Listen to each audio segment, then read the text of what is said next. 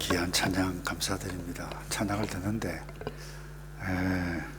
눈에 눈물을 흘리도록 만드는 찬양이어서, 여러분은 그렇지 않으신가요? 믿기는 나이가 들어서 눈물이 많아지는 게 아니고 성령 하나님께서 은혜를 주셔서 감동의 눈물로 주신 줄로 믿습니다. 오늘 찬양하는 이 말씀 가사 내용 가슴에 담고 마음에 담고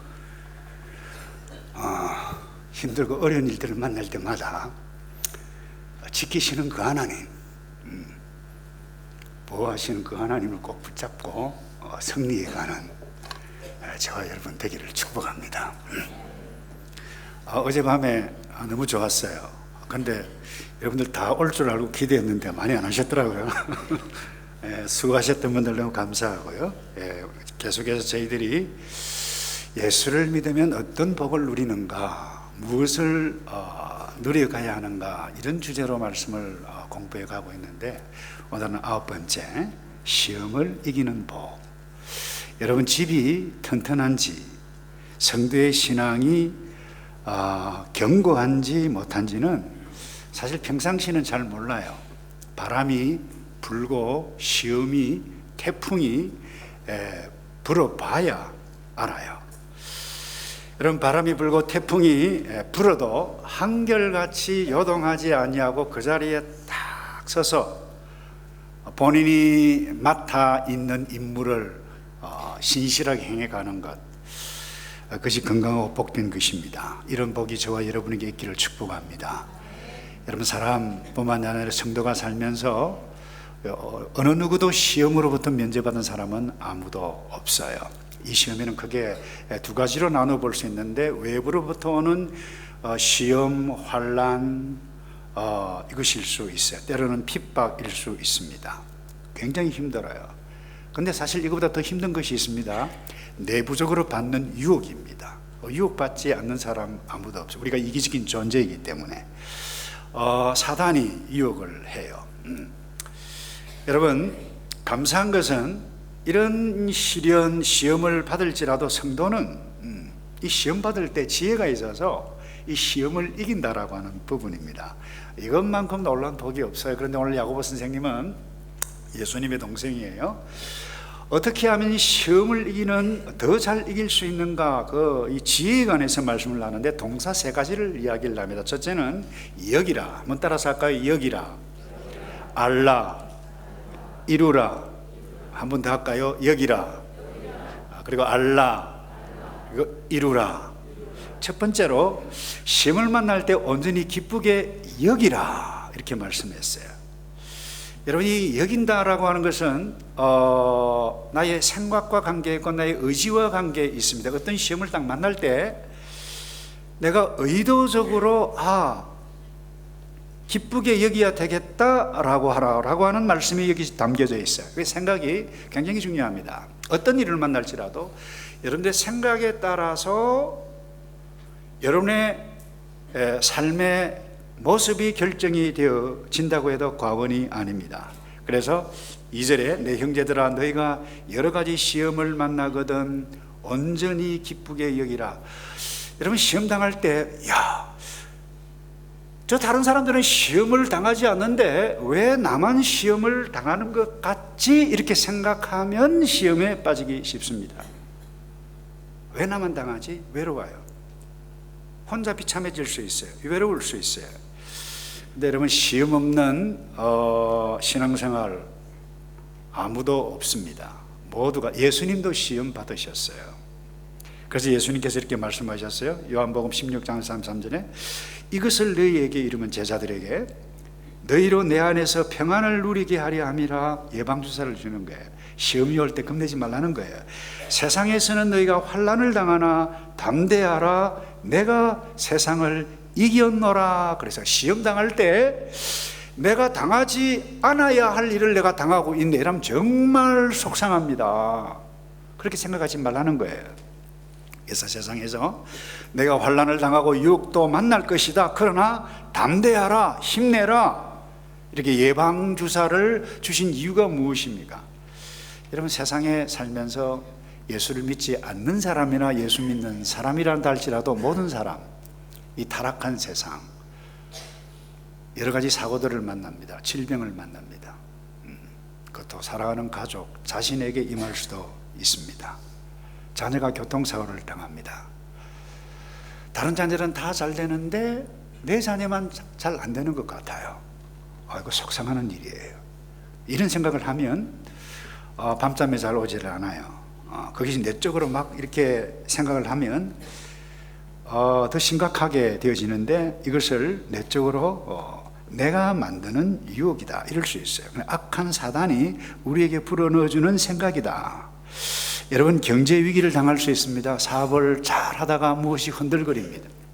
내가 노력해도 안 됩니다. 절망스러운 상황이 나타날 수 있습니다. 기대하지 않았던 일들, 여러분 일어나지 않기를 바랍니다만은 반드시 일어날 것입니다. 주님 앞에 서는 날 동안까지 계속해서 일어날 수 있을 것입니다.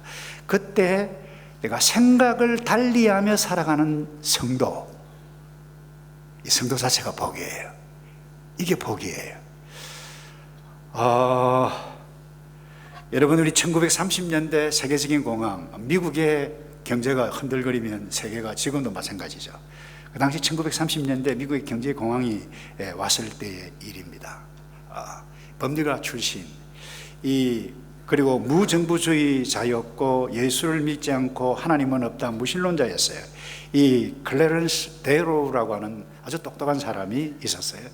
야, 이때다. 하나님이 없다. 하나님이 살아있으면 어떻게 우리나라에 이와 같은 세계 경제 공황을 일으키느냐. 하나님이 살아계신다면 이 어려운 상황을 우리에게 주실 수 없다 하면서 다니면서 강연을 하기 시작을 그야말로 극대화했습니다. 우리가 모든 것을 잃었습니다. 이것만 보아도 하나님은 분명히 없습니다. 이런 강연을 하고 돌아다녔어요. 그런데 한 번은 흑인들이 모여있는 곳에 가서 강연을 했습니다. 똑같은 맥락으로 이야기를 했습니다. 오늘 우리는 모든 것을 잃어가고 있습니다. 꿈도 잃었습니다. 재산도 잃었습니다. 우리는 노래까지 잃었습니다. 이런 상황에서 누가 노래를 할 수 있습니까? 하는데 흑인 할머니가, 요 앞에 앉은 할머니가 손을 탁 들면서 나는 노래할 수 있습니다.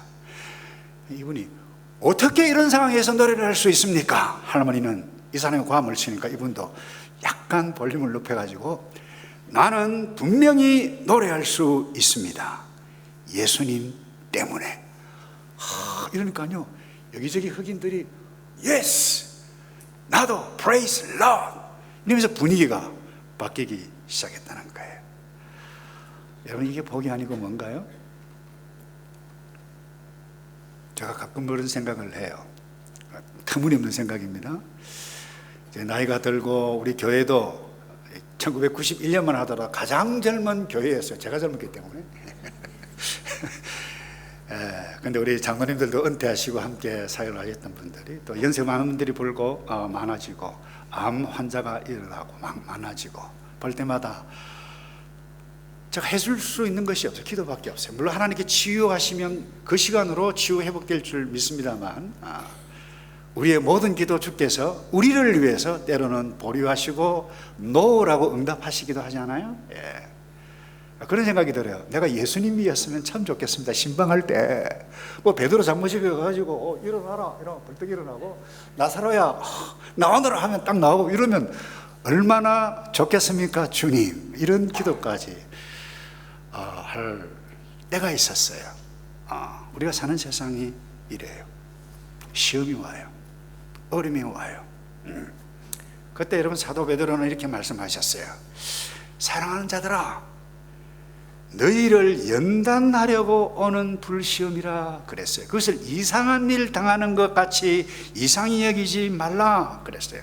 나만 아프고 나만 시험 당하고 나만 어려움을 당하는구나 라고 하면 기가 죽어요. 풀이 죽어요. 침체에 빠집니다. 그러면 원망하는 죄에 빠지게 될 수 있습니다. 남을 시기하고 비방하는 죄도 나타날 수 있습니다. 그때 정말 어려운 주문이에요. 제가 주문하는 것이 아닙니다. 우리 야고보 선생님, 예수님의 동생이라고 그랬어요. 그때 여겨라. 어떻게 여기라고요? 시험 오는 것 당연하다. 당연하다 그랬어요. 그럼 한 걸음 더 나아갔어. 기쁘게 여기라 그랬어요. 거기 보면 너희가 여러 가지 시험을 만나거든 온전히 기쁘게 여기라. 여러분, 사실 우리가 생각 한번 잘못하면 모든 것이 시험거리입니다. 친구가 잘 돼도요 시험거리예요. 친구가 너무 건강하다 때로는 죄송해요, 꼴보기도 싫을 때가 있어요. 마음이 안 좋으면 친척이 잘 되는데도 배가 아플 수 있어요. 주일날 드리는 이 복된 이 예배도 시험거리가 있을 수 있어요. 야, 평생 드리는 예배인데 오늘 또 예배를 드려야 되느냐? 어제 밤늦게까지 봉사했는데 오늘 예배 자습하면 얼마나 좋느냐 말이지. 이렇게 착각할 수도 있다는 거예요. 헌금 아름다운 거예요. 11조 수고의 소산물 하나님 앞에 바치는 것, 여러분 얼마나 복된 일입니까? 그런데 그것이 시험에 들 때도 있습니다. 내가 꼭 이와 같이 해야 돼? 하는 생각이 딱 들면 사탄이 주는 유혹의 바람을 슬슬 부르면 처음에는 바람이었다 이게 태풍에다가 꽈당 넘어지면 모든 것이 시험거리입니다. 신실한 성도도 마찬가지입니다. 정직하게 사업을 하지만 경기 침체로 타격을 입습니다. 진리를 선택했지만 친구들에게 바보같이 조롱당합니다. 주말에 주일에도 쉬지도 못하고 주일학교 교사로 목자로 섬기다 보니까 피로에 지칩니다. 내가 꼭 이렇게까지 해야 할까 봐 생각이 들 수 있어요. 배우자를 용서했습니다. 친구를 용서했습니다. 그런데 또 배신을 또 때립니다. 우리의 삶을 뒤흔드는 이 시험의 상황 끊임없이 우리에게 다가옵니다. 여러분, 중요한 것이 있습니다. 우리가 신앙생활을 하면서 자주 어려움을 겪는 이유는 하나님의 은혜가 적어서가 아닙니다. 우리는 은혜를 날마다 받아요. 하나님의 은혜를 적게 받았기 때문이가 아니라 받은 은혜 간직하지 못하고 쉽게 쏟아버리기 때문 아닌가요? 조그만 문제가 나의 생각과 기대가 탁 다르면, 수가 탁 틀리면 마음이 탁 달려요. 달라져요. 다쳐져요. 그러면 그 시험의 무릎을 꿇어버리는 그런 습관으로 젖어가기 시작합니다. 그때 되면 무엇을 하더라도 재미가 없습니다. 심각한 지경에 이릅니다. 시험과 갈등이 있는데 어떻게 기뻐할 수 있지? 말도 안 돼. 이런 생각에 탁 접속하면 사정없이 목사든 장로든 어느 누구든지 추락할 수 있습니다. 그래서 이 야고보 선생님은 두 번째, 첫 번째 여기라, 두 번째 뭐라고요? 알라. 무엇을 알라고요? 1장 3절에 이런 말씀이 있어요.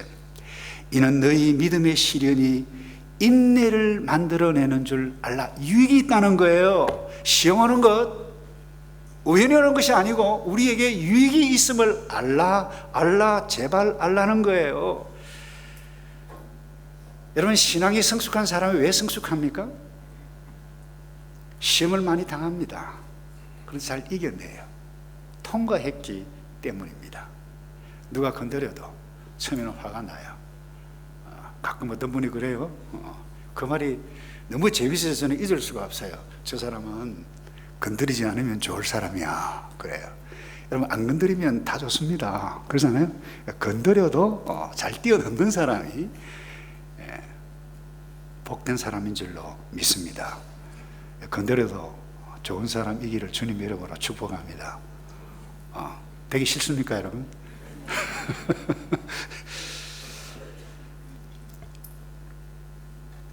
누가 건드려도 짜증 안 나는 사람 아무도 없어요. 화가 날 것입니다. 속으로 내세요. 표현하는 것 절제하시기를 바랍니다. 그리고 그 다음에 누가 건드려도 내가 이겨야 할 것이 여기에 지금 와 있구나. 그렇게 하고 이길 때에 오늘 이 말씀이 저와 여러분의 것이 되는데, 다시 읽습니다. 이는 너희 믿음의 시련이 인내를 만들어내는 줄 너희가 알미라. 알아라. 반드시 인내가 있고 복이 있다. 그런데요, 구약성경 신명기 8장에 아주 다소 특이한 말씀이 나옵니다. 이렇게 시작합니다. 내 하나님 여호와께서 이 40년 동안에 너로 광야의 길을 걷게 하신 것을 기억하라. 이는 너를 낮추시며 너를 시험하사 내 마음이 어떠한지 그 명령을 지키는지 아니 지키는지 알려 하심이라. 여러분, 애굽에서 이 애굽 고센 땅에서 하나님께서 약속하신 가나안 땅까지 가려면요, 이 지름길로 쭉 가면 2주만 하면 충분히 갈 수 있습니다. 근데 이렇게 가지 않고 광야로 가서 홍해를 통과해서 이쪽 길로 가게 했어요. 왜 그렇게 하셨어요? 오늘 본문에 보니까 하나님께서 의도적으로 하셨다. 너를 낮추시며 내가 어림을 당할 때 어떻게 반응하는지 내가 알려하려 함이라. 내 명령을 나의 백성인 너가 지키는지 안 지키는지 내가 보고 싶다, 확인하고 싶다. 이런 말씀, 이상한 말씀. 그냥 가게 하시지 하나님 왜 그러세요? 이렇게 말을 할 수 있지만 하나님의 의도는 우리의 생각과 다르다라고 하는 부분입니다. 그런데 이스라엘 백성들, 이들은 이 하나님의 의도를 몰랐어요. 여러분이 이 고센 땅에서 출발할 때, 여러분 식기라고 하는 영화를 보신 분이 있죠? 감동입니다. 할아버지, 할머니, 어린아이, 이 염소까지 소리하면서 고센 땅에서 나가면서 그들은 찬송을 부릅니다. 여호와는 위대하다. 우리의 기도를 잊지 않으셨다. 우리를 구원해 주셨다. 하나님 감사합니다. 할렐루야 하면서 애굽을 땅을 얼마나 자유인이 되는데 얼마나 좋겠어요, 여러분. 근데 불과 3일도 안 되어서 은혜 다 쏟아버렸습니다. 애굽에 매장제가 없어서 홍해바다 앞에서 우리를 여기 수장시키려고 여기까지 데리고 왔느냐, 이 모세야. 불평했어요. 원망해서 다시 애굽으로 돌아가자, 이런 못된 말까지 했습니다.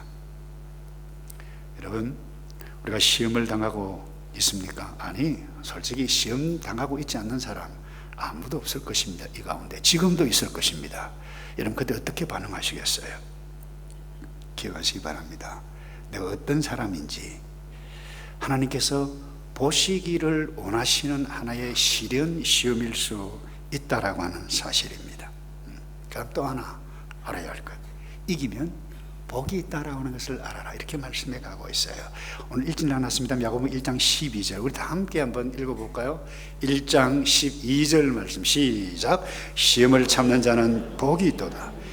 이것에 옳다 인정함을 받은 후에 주께서 자기를 사랑하는 자들에게 약속하신 생명의 면류관을 얻을 것임이라 뿐만 아닙니다. 신명기에 이런 말씀이 있어요. 8장 15절에 너를 인도하여 그 광대하고 위험한 광야, 곧 불뱀과 정갈이 있고 물이 없는 건조한 땅을 지나게 하셨으며 또 너를 위하여 물을 굳은 반석에서 내셨으며 내 열조도 알지 못하던 만나를 광야에서 내게 먹이셨나니 이는 다 너를 낮추시며 그랬어요. 하나님의 의도가 있어요. 왜 낮게 하시는가? 이 세상의 모든 것은 우연이 없습니다. 다 이유가 있어요. 우리를 죽이게 하신 것이 아니라고 하는 거예요. 뭐라고 말씀하십니까? 너를 시험하사 마침내 너에게 우리에게 복을 주시기 위함이다 말씀해 가고 있어요. 여러분, 시험은 통과하는 것입니다. 시험은 낙제하는 것이 아니에요. 마음이 아파요, 기분 나빠요. 시험은 통과해야 하는 것이고 시험을 통과해야 복이 임합니다. 근데 우리가 생각 잘못하면 어제 이스라엘 백성들처럼 넘어집니다. 여러분, 시험에 넘어진 자 복받지 못했어요. 땅이 갑자기 쫙 벌러져 가지고 하나님을 원망하고 불평하고 땅속으로 빠져들어갔어요. 무시무시한 것이며 왜 그렇게 보여주셨을까요? 오죽하면 그렇게 했을까요? 하나님 어디 있냐? 그런데 이긴 자들은 하나님께서 우리에게 약속하신 땅, 하나님이 우리에게 있지 않냐, 하나님께서 함께 하시면 능히 이기리라. 그들은 우리의 밥이라.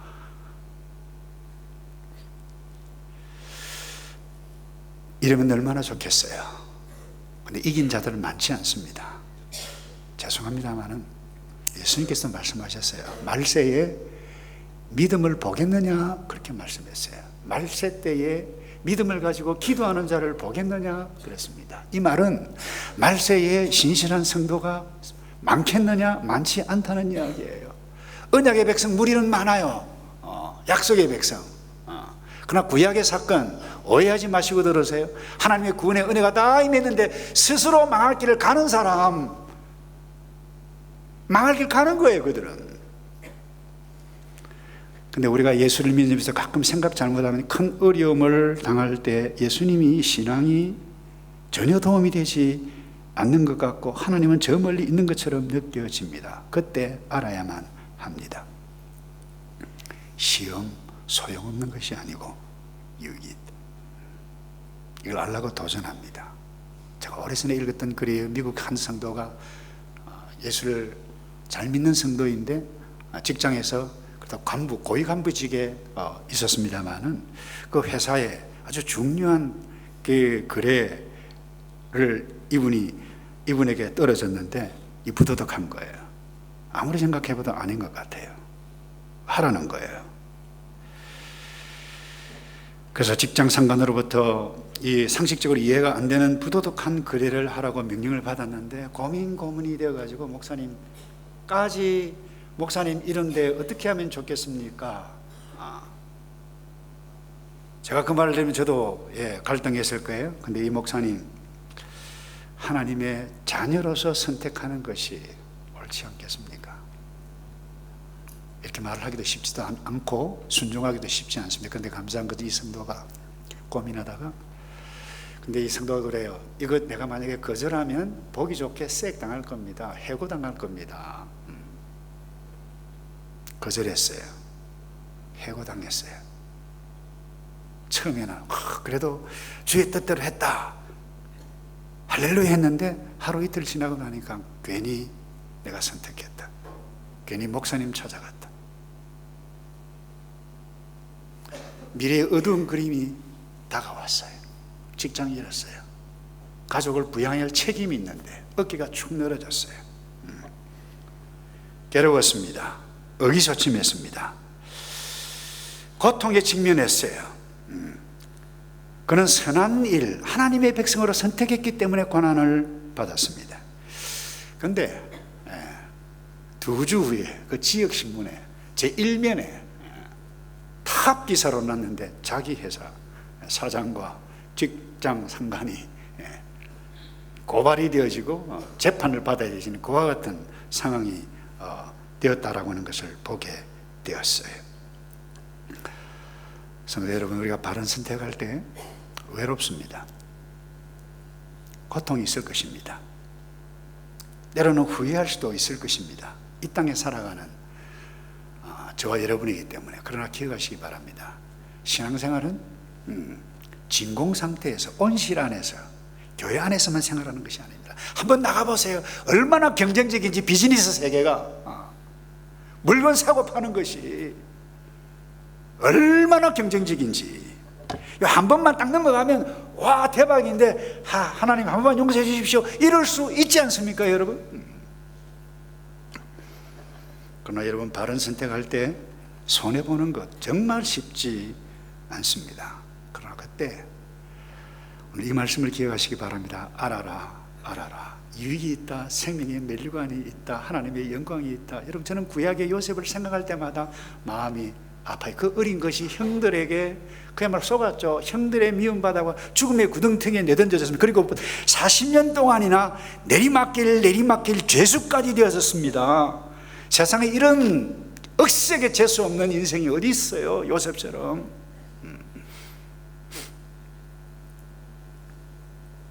그런데 결국 하나님께서 들어서시는 그때 왔어요. 애굽의 총리 대신이 됩니다. 바로가 요셉, 너가 섬기는 하나님이 신중의 최고의 신이다. 얼마나 멋져요. 그뿐만 아닙니다. 더 감동적인 것은 이 부분입니다. 자기를 팔아 죽음의 구덩이에 넣었던 형들이 말이죠, 양식이 없어가지고 사러 왔을 때 바로 앞에 있어요. 그야말로 단칼에 날려버릴 수 있는데 그때 이렇게 합니다. 형님 제가 요셉입니다 라고 했을 때 형들은 벌벌벌벌 사시나무 떨처럼 떨었을 것입니다.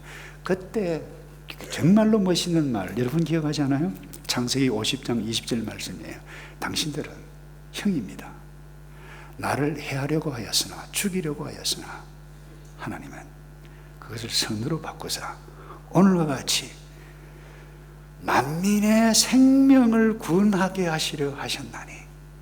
제가 이미 목회를 하면서 성도들 보면 사정 없는 사람 없어요. 참 가슴이 아파요. 내가 도와주고 싶어도 도와줄 능력이 없어요.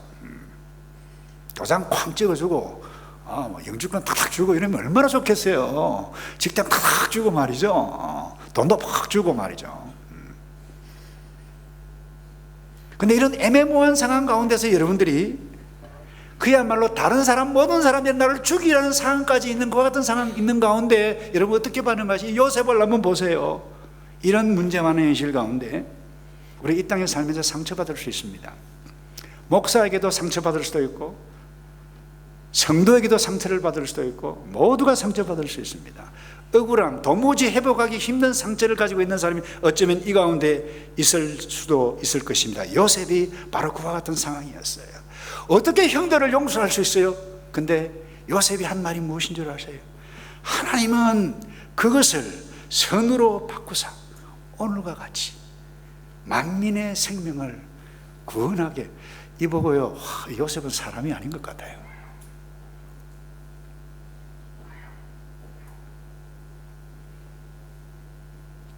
여러분, 이 오묘한 역사는 요셉에게만 일어나는 일이 아닙니다. 저와 여러분에게도 일어날 것을 기대하고 기다리시는 하나님이신 줄로 믿습니다. 그래서 베드로 전서 4장 13절 이렇게 말씀해 가고 있어요. 오직 너희가 그리스도의 고난에 참여하는 것으로 즐거워하라. 이는 그의 영광을 나타내실 때에 너희로 즐거워하고 기뻐하게 하려 함이라. 그래서 마지막으로요, 이제 첫 번째 여기라, 두 번째 알라, 마지막 이루라. 한번 따라서 할까요? 이루라. 이 사절에 보니까 인내를 온전히 이루라 이렇게 말씀해 가고 있는데요, 이루어야 할 사람이 누굽니까? 궁극적으로 하나님께서 이루어 가시게 합니다만은 구체적으로 실제적으로 이루어 가야 할 사람은 뭐예요? 나 자신. 하나님께서 은혜를 주셨어요. 우리에게 은혜로 인도해 주셔서 믿음을 주셨고 예수 그리스도를 믿게 하셨고 성령의 인도하심을 받게 해 주셨습니다. 그것이 우리에게 능력 가운데 있어요. 그러나 이것을 알고 실제적으로 살아가야 할 사람은, 이루어가야 할 사람, 시험을 이기며 온전히 이루어야 할 사람은 누구입니까? 하나님이신가요? 아니요. 우리가 해야만 해요. 내가 해야 돼요. 내가 그렇게 생각하고 그렇게 노력하고 Yes, I can do it. 시험을 참는 것은 다른 사람이 참는 것이 아니에요. 내가 참는 거예요. 남편이 참는 것이 아니고 아내가 참는 것이 아니고 내가 참는 것입니다. 고통을 참는 것은 내가 참는 것입니다. 여러분, 사탄이 욥을 시험했습니다. 그러나 그는 시험에 빠지지 않고 일어섰어요. 인내를 이루는 것, 욥이 할 일이었습니다.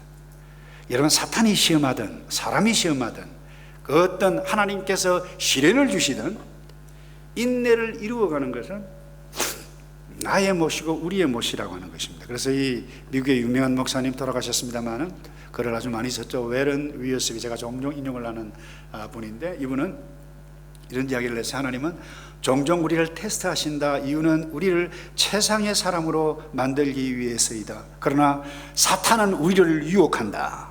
최악의 것으로 만들기 위해서이다.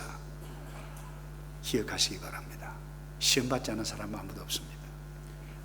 구약 성경을 보고 신약 성경을 보고 우리의 성도들의 모습을, 신앙의 선배들을 보시기 바랍니다. 아브라함, 그야말로 기가 막힌 시험에 직면했습니다. 하나님께서 약속으로 주셨던 독자 아들 이삭, 너무 좋아서 그 아이만 보면 기분이 좋아서 호호하고 했는데 그것을 글쎄 번제로 태워서 희생제물로 드려라.